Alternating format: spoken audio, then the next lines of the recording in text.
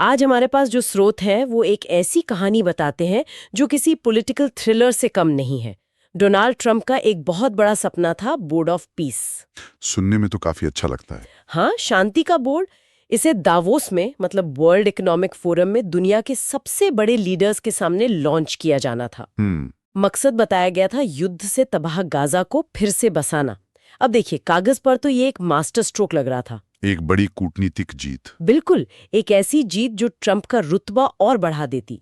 लेकिन ये सपना कैसे एक अंतर्राष्ट्रीय मजाक बन गया, आज हम इसी की तह तक जाएंगे। हम समझेंगे कि ये बोर्ड ऑफ पीस का आइडिया था क्या, दुनिया के बड़े देशों ने इससे ऐसे पल्ला क्यों झाड़ा, और इस पूरे खेल में पाकिस्तान और भारत कहाँ खड़े थे। और यहाँ पर ना टाइमिंग को समझना बहुत जरूरी है। अच्छा।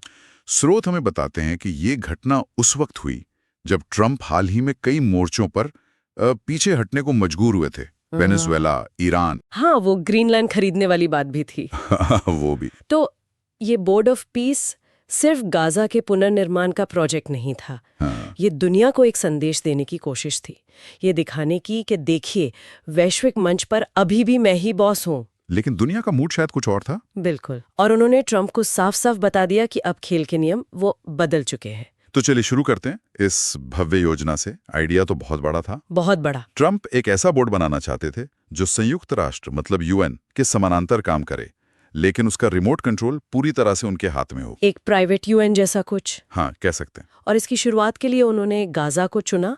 दावोस में 60 देशों को न्योता भेजा गया। और यहीं से कहानी में पहला बड़ा मोड़ आता है। बताइए। 60 देशों को बुलाया गया, लेकिन पहुंचे सिर्फ 20। सिर्फ 20? हाँ, और उन 20 में भी ज्यादातर वो देश थे जिन पर, मजे की बात यह है कि अमेरिका ने खुद ट्रैवल बैन लगाया हुआ है। क्या बात कर रहे हैं, ये तो बहुत अजीब स्थिति है। बिल्कुल।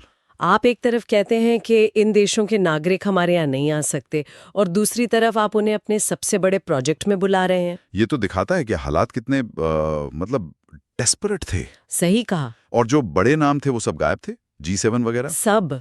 G7 का कोई भी देश नहीं आया, ना कनाडा, ना फ्रांस, ना जर्मनी, ना इटली, ना जापान, ना यूके। पूरा का पूरा यूरोपियन संघ भी नहीं आया होगा फिर तो। लगभग नदारत रहा। ये ट्रंप के लिए एक सीधी सीधी बेइज्जती थी।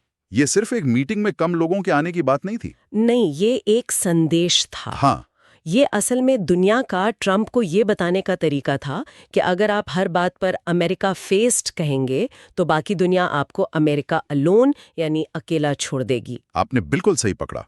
ये ट्रंप की एक तरफा नीतियों की वैश्विक अस्वीकृति थी। बिल्कुल, दुनिया के देशों ने एक तरह से संदेश दे दिया कि हम स्थापित अंतर्राष्ट्रीय संस्थाओं जैसे यूएन को दरकिनार करके बनाए गए किसी भी प्राइवेट क्लब का हिस्सा नहीं बनेंगे। उन्हें उम्मीद कितने देशों की थी? स्रोत बताते हैं कि ट्रंप की टीम को कम से कम 35 देशों के आने की उम्मीद थी। 35 की उम्मीद और आए 20। हाँ, ये उनकी उम्मीदों पर पानी फेरने जैसा था। और ये सिर्फ एक कूटनीतिक नाकामी नहीं थी, ये वैश्विक मंच पर अमेरिका के घटते प्रभाव का एक जीता जागता सबूत था। तो एक तरफ मेहमानों की कुर्सियां खाली थीं, और दूसरी तरफ जो प्लान पेश किया जा रहा था वो भी कुछ कम दिलचस्प नहीं था। हाँ, वो तो और भी हैरान करने वाला था। ट्रंप के दामाद जैरेड कुशनर ने न्यू गाजा का एक विजन पेश किया, और मुझे बताया गया कि ये किसी शांति योजना जैसा नहीं बल्कि एक रियल एस्टेट ब्रोशर जैसा लग रहा था। बिल्कुल, ब्रोशर ही कहेंगे उसे। जो तस्वीरें दिखाई गई उनमें गाजा को भूमध्य सागर के किनारे बसे एक चमकचमाते आधुनिक शहर के रूप में दिखाया गया था। जैसे दुबई या सिंगापुर? हाँ, बिल्कुल वैसा ही। ऊंची ऊंची इमारतें, वर्ल्ड क्लास टूरिस्ट स्पॉट, नए उद्योग, सब कुछ था उसमें। स्रोत में इसकी तुलना की गई है ना? हाँ, और बहुत सटीक ढंग से की गई है। ये उन बिल्डरों जैसा था जो पहले किसी झुग्गी बस्ती को खाली करवाते हैं और फिर वहां रहने वालों को सपना दिखाते हैं कि हम यहाँ एक शानदार लग्जरी कॉम्प्लेक्स बना देंगे। और सवाल ये है कि उस लग्जरी कॉम्प्लेक्स में उन पुराने बाशिंदों के लिए कोई जगह होती है या नहीं? यही तो बात है। एक मिनट, मतलब वो वहां शांति योजना पर बात करने गए थे और उन्हें प्रॉपर्टी का ब्रोशर दिखाया जा रहा था। ऊंची इमारतें, टूरिस्ट स्पॉट। जी हाँ। ये तो ऐसा है जैसे किसी की जलती हुई झोपड़ी पर जाकर कोई कहे कि चिंता मत करो, हम यहाँ एक 5 स्टार होटल बनाएंगे। हाँ, बिल्कुल। इस प्लान के आंकड़े क्या थे? कुछ तो सोचा होगा उन्होंने। आंकड़े बहुत बड़े और लुभावने थे। वर्ल्ड बैंक के हवाले से बताया गया कि गाजा को फिर से बसाने में लगभग $70 बिलियन का निवेश लगेगा। $70 बिलियन? जरा इस रकम को समझिए। ये पाकिस्तान के IMF बेलआउट पैकेज से लगभग 10 गुना ज्यादा है। बाप रे। योजना थी कि 10 साल में गाजा के GDP को $40 बिलियन तक ले जाया जाएगा और 5 लाख नई नौकरियां पैदा की जाएंगी। गाजा के दक्षिणी हिस्से राफा में 1 लाख से ज्यादा घर बनाने की भी योजना थी। सुनने में तो ये सब बहुत अच्छा लगता है, तो फिर इसमें सबसे विवादास्पद क्या था? पैसा और विकास किसे अच्छा नहीं लगता? सबसे विवादास्पद हिस्सा था इसकी सुरक्षा योजना। अच्छा। प्लान में कहा गया कि जो हमास के लड़ाके हथियार डाल देंगे उन्हें माफी दी जा सकती है। माफी?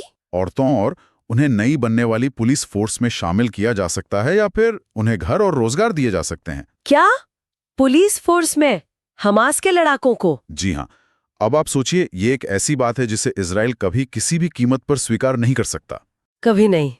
ये तो ऐसा ही जैसे किसी को कहें कि आप अपने घर की रखवाली के लिए चोर कोई नौकरी पर रख लीजिए। बिल्कुल। यहीं पर यह पूरा प्लान हकीकत से दूर एक कल्पना जैसा लगने लगता है। तो एक तरफ ये भव्य दुबई जैसा सपना बेचा जा रहा था, लेकिन सवाल ये है कि इस सपने को खरीद कौन रहा था? और यहीं पर पाकिस्तान और भारत की भूमिका बहुत दिलचस्प हो जाती है। सबसे पहले पाकिस्तान की बात करते हैं। हाँ, ये सबसे चौंकाने वाला मोड़ था। पाकिस्तान इस बोर्ड में शामिल हो गया। और ये वाकई चौंकाने वाला था। एक तरफ पाकिस्तान, जो हर अंतर्राष्ट्रीय मंच पर खुद को फिलिस्तीनियों के सबसे बड़े हिमायती के तौर पर पेश करता है, हमेशा से। और आज वही पाकिस्तान उसी मेज पर इजराइल के साथ बैठा था, वो भी कैसे प्लान पर चर्चा करने के लिए, जिसे कई अरब देश और खुद फिलिस्तीनी गाजा को बेचने की एक साजिश के तौर पर देख रहे थे। इसका पाकिस्तान के अंदर क्या रिएक्शन हुआ? लोगों ने इसे स्वीकार कर लिया? बिल्कुल नहीं। पाकिस्तान के इस कदम की उसके अपने देश में ही जबरदस्त आलोचना हुई। होनी ही थी। इमरान खान की पार्टी पीटीआई ने सरकार पे सीधे सीधे गाजा का सौदा करने का आरोप लगा दिया, और अंतर्राष्ट्रीय स्तर पर भी पाकिस्तान का मजाक बना। किस बात पर? लोगों ने सवाल उठाए कि जो देश खुद आईएमएफ से कर्ज लेकर अपना काम चला रहा है, वो गाजा के पुनर्निर्माण के लिए $1 बिलियन का निवेश करने का वादा कैसे कर सकता है? ये वादा ही अपने आप में एक मजाक बन गया था। ठीक है, पाकिस्तान की शायद अपनी कोई मजबूरी रही होगी, लेकिन इजराइल क्यों शामिल हुआ? जैसा आपने बताया, ये प्लान तो उनकी सुरक्षा के लिए ही एक बहुत बड़ा खतरा था। हाँ? राफा में ऊंची ऊंची इमारतें बनने का मतलब है कि वहां से इजराइल पर सीधी नजर रखी जा सकती है। तो फिर वो इस बैठक में करने क्या गए थे? ये एक बहुत ही पेचीदा सवाल है, और इसका जवाब सीधी हाँ या ना में नहीं है। इजराइल एक अजीब दुविधा में फंसा था। वो कैसे? वो सीधे सीधे ट्रंप को ना कह के नाराज नहीं कर सकते थे, क्योंकि उस वक्त ट्रंप उनके सबसे बड़े सहयोगी थे, लेकिन वो इस प्लान को सफल भी नहीं होने दे सकते थे। तो उन्होंने बीच का रास्ता निकाला। हाँ, विश्लेषण ये कहता है कि इजराइल ने दुश्मन को करीब रखो वाली रणनीति अपनाई। वो बोर्ड में शामिल हुए ताकि वो अंदर रह के इस प्रक्रिया को कंट्रोल कर सकें। मतलब वो साथ रहकर अंदर से ही इस योजना को सफल नहीं होने देना चाहते थे। बिल्कुल। स्रोत यही इशारा करते हैं कि इजराइल शायद पर्दे के पीछे से हमास को उकसाता रहता, ताकि गाजा में कभी पूरी तरह शांति ना हो और ये बड़ा डेवलपमेंट प्रोजेक्ट कभी जमीन पर उतर ही ना पाए। अच्छा। अगर वो बोर्ड से बाहर रहते तो ट्रंप किसी और क्षेत्रीय ताकत को, शायद तुर्की या कतर को, ये भूमिका दे देते, जो इजराइल के लिए और भी बुरा होता। तो बैठक में उनकी मौजूदगी सहमति का नहीं बल्कि डैमेज कंट्रोल का संकेत थी। एकदम सही। तो एक तरफ पाकिस्तान जो कूदकर शामिल हो गया, दूसरी तरफ इजराइल जो मजबूरी में शामिल हुआ, और फिर है भारत जिसने बड़ी खामोशी से इससे किनारा कर लिया। मुझे बड़ा दिलचस्प लगता है, अमेरिका से भी दोस्ती, इजराइल से भी, और फिलिस्तीन का भी पुराना समर्थक, फिर भी भारत नहीं गया। ये भारत की विदेश नीति की एक बहुत बड़ी खूबी को दिखाता है, जिसे स्ट्रेटेजिक ऑटोनॉमी यानी रणनीतिक स्वायत्तता कहते हैं। थोड़ा समझाइए इसे। भारत की नीति बहुत स्पष्ट है। वो किसी भी ऐसे गुट या मंच में शामिल नहीं होता जो यूएन के बाहर किसी अंतर्राष्ट्रीय विवाद में मध्यस्थता करने की कोशिश करें, खासकर जब मामला उसके मित्र देशों से जुड़ा हो। और यहाँ तो इजराइल और फिलिस्तीन दोनों ही हैं। बिल्कुल। ऐसे में किसी एक पक्ष की तरफ झुके हुए दिखने वाले मंच का हिस्सा बनना भारत की सबके साथ संतुलन वाली नीति के खिलाफ होता। तो उन्होंने बस खामोशी से मना कर दिया, कोई सार्वजनिक बयानबाजी नहीं। यही तो कूटनीति की खूबसूरती है। भारत ने न तो निमंत्रण को सार्वजनिक रूप से ठुकराकर अमेरिका को नाराज किया, और न ही वहां जाकर अपनी गुटनिरपेक्ष छवि को दांव पर लगाया। तो उन्होंने बस खामोशी से इस बैठक से दूरी बना ली, अब बिना कुछ कहे अपना स्टैंड साफ कर दिया। ये तो सिर्फ भारत की बात हुई। जैसा हमने शुरू में कहा, दुनिया के दूसरे बड़े देशों ने भी साफ मना कर दिया था। हाँ बिल्कुल। पूरी दुनिया में जैसे ना कहने की होड़ लग गई थी, और हर किसी का तरीका अलग था। हाँ, जर्मनी का जवाब तो क्लासिक डिप्लोमेसी का उदाहरण है। उन्होंने ये नहीं कहा कि हम नहीं आएंगे, उन्होंने कहा हमारे देश के कानून हमें किसी भी गैर यूएन बोर्ड में शामिल होने की इजाजत नहीं देते। वाह, मतलब ना कहने का सबसे विनम्र लेकिन सबसे सख्त तरीका। इसका सीधा मतलब था कि हम आपके इस अवैध मंच को मान्यता ही नहीं देते। फ्रांस ने भी बिना लाग लपेट के सीधे सीधे मना कर दिया। और रूस के राष्ट्रपति पुतिन का वो तंज तो सबसे तीखा था। हाँ, पुतिन का वो बयान कूटनीतिक व्यंग्य का बेहतरीन नमूना था। वो कह रहे थे कि आप हमारे पैसे जब्त करके हमें ही दान देने का लेक्चर दे रहे हैं। बिल्कुल। उन्होंने कहा कि हम गाजा के लिए पैसा देने को तैयार हैं, बस अमेरिका हमारे उन पैसों का इस्तेमाल कर ले जिन्हें उसने हमारे विदेशी अकाउंट्स में फ्रीज कर रखा है। कमाल है, एक ही तीर से कई शिकार। उन्होंने ट्रंप का मजाक भी उड़ाया, अमेरिकी प्रतिबंधों पर सवाल भी उठाया और खुद को उदार भी दिखा दिया। और जब चारों तरफ से ये बेइज्जती हो रही थी तो अपनी लाज बचाने के लिए ट्रंप ने जो किया वो तो और भी अजीब था। कनाडा वाला किस्सा। हाँ, उन्होंने कनाडा के प्रधानमंत्री को भेजा गया निमंत्रण सार्वजनिक रूप से वापस ले लिया, ये दिखाने के लिए कि देखो हमने कनाडा को खारिज किया है, उसने हमें नहीं। जबकि सच्चाई ये थी कि G7 के बाकी देशों की तरह कनाडा भी इसमें कोई दिलचस्पी नहीं दिखा रहा था। ये सब मिलकर एक बहुत बड़ी तस्वीर बनाता है। हाँ, ये सिर्फ एक बैठक की नाकामी नहीं थी, ये ट्रंप के अमेरिका फर्स्ट के पूरे दृष्टिकोण की हार थी। वो नेता जो वैश्वीकरण को हमेशा बुरा भला कहते थे, आज उन्हीं की बनाई दुनिया ने उन्हें अकेला छोड़ दिया था। बिल्कुल, दुनिया ने दिखा दिया कि 21वीं सदी में वैश्विक समस्याओं का समाधान किसी एक देश की दादागिरी से नहीं, बल्कि सामूहिक सहयोग और आपसी सम्मान से ही हो सकता है। तो बोर्ड ऑफ पीस का फ्लॉप होना इसी बदलती हुई वैश्विक भावना का सबसे बड़ा प्रतीक था। बिल्कुल। तो ट्रंप का बोर्ड ऑफ पीस, जिसे गाजा के लिए एक नई सुबह की तरह पेश किया गया था, वो असल में एक तरफा अमेरिकी शक्ति प्रदर्शन का एक प्रयास साबित हुआ, जिसे दुनिया ने सिरे से नकार दिया।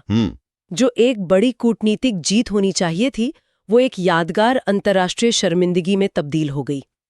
ये कहानी हमें बहुत साफ तौर पर दिखाती है कि अंतर्राष्ट्रीय संबंध सिर्फ पैसे और ताकत के दम पर नहीं चलते। नहीं, बल्कि विश्वास, साख और आपसी सम्मान की नींव पर चलते हैं। बिल्कुल। और इस पूरी चर्चा के बाद ये हमें एक बड़े और गंभीर सवाल पर सोचने के लिए छोड़ जाता है। क्या सवाल? जब भी किसी युद्धग्रस्त, तबाह हो चुके क्षेत्र को बाहरी ताकतों द्वारा एक डेवलपमेंट अपॉर्चुनिटी या विकास के अवसर के रूप में देखा जाता है, तो हमें ये पूछना चाहिए कि इस विकास का असली फायदा किसे होता है? बहुत जरूरी सवाल है। क्या पुनर्निर्माण की इन भव्य योजनाओं में गाजा के उन मूल निवासियों के लिए भी कोई जगह है, जिन्होंने पीढ़ियों से उस जमीन को अपना घर कहा है? या इतिहास एक बार फिर खुद को दोहराएगा और विकास के नाम पर चमचमाती इमारतों